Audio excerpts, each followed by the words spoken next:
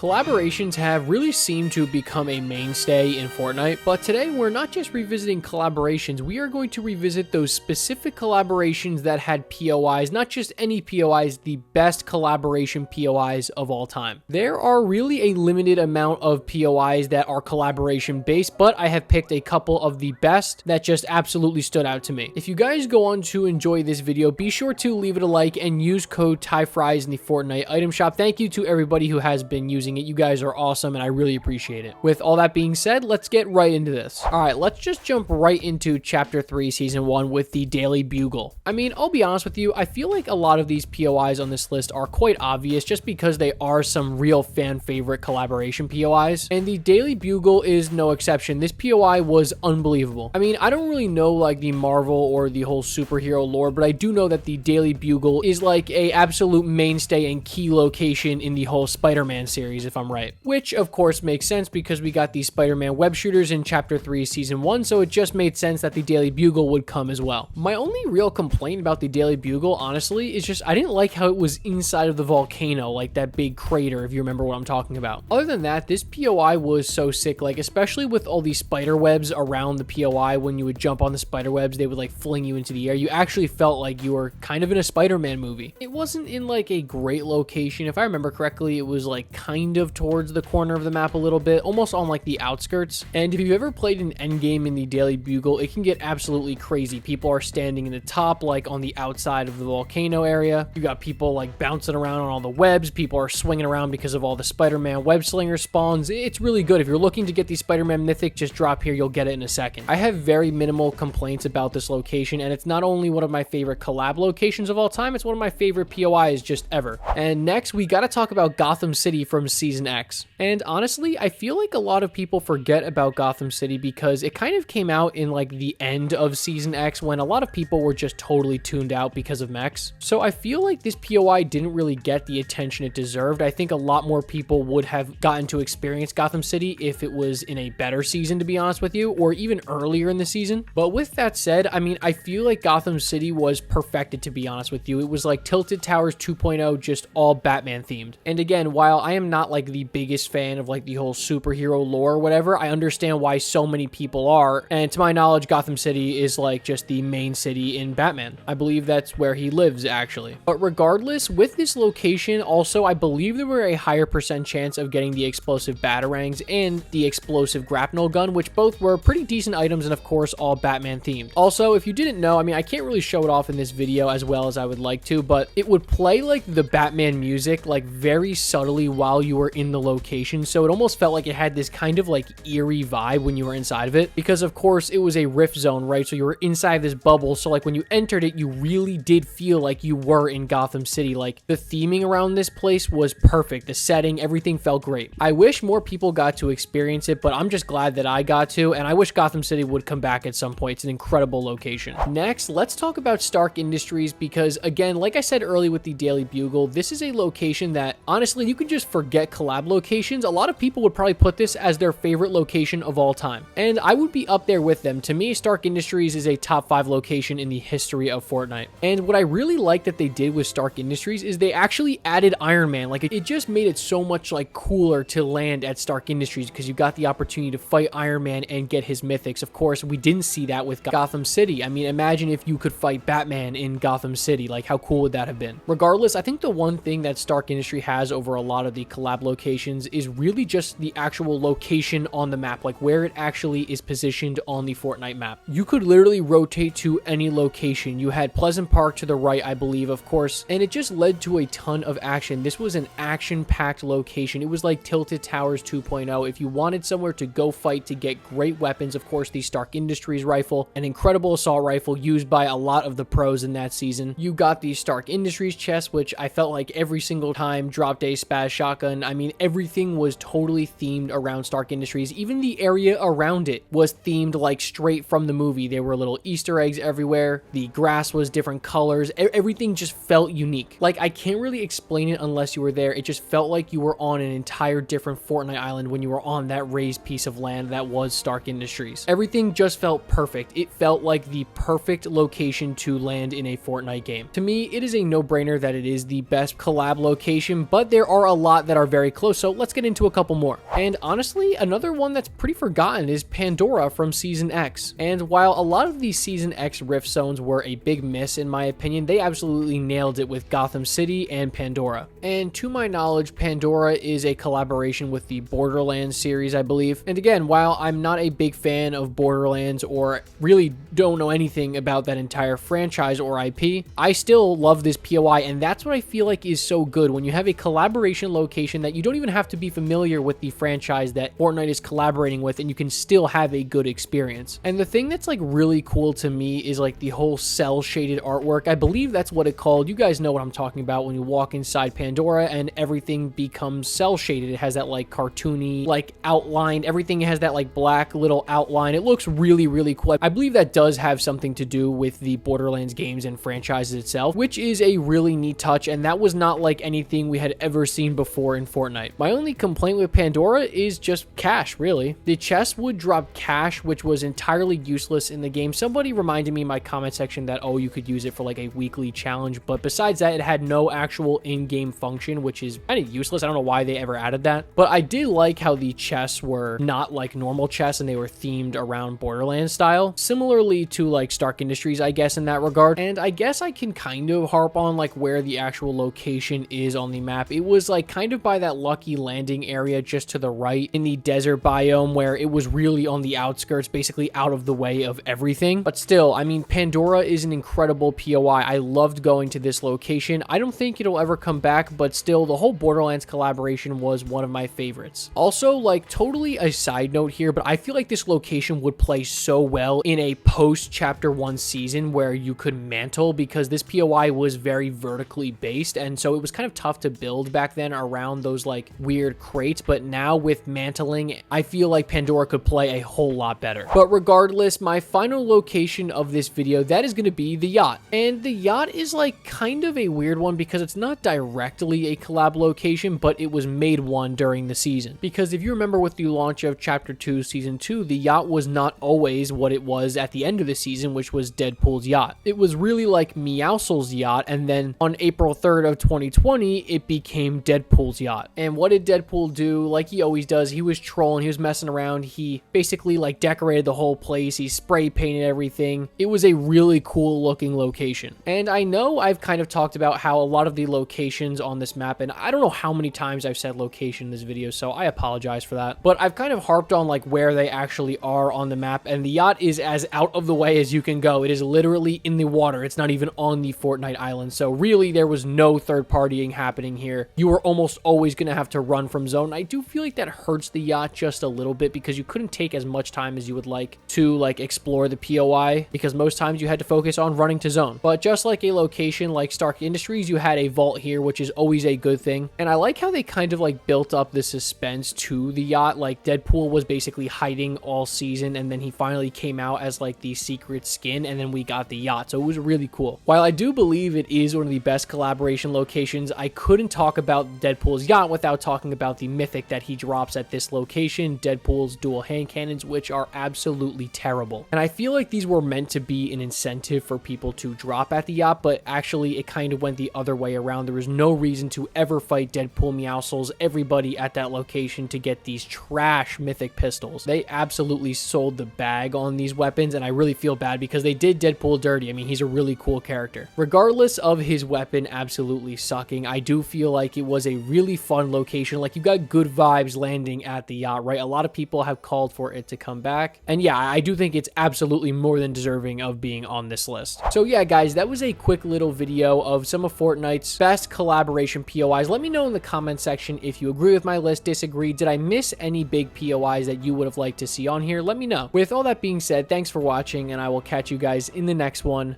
Peace.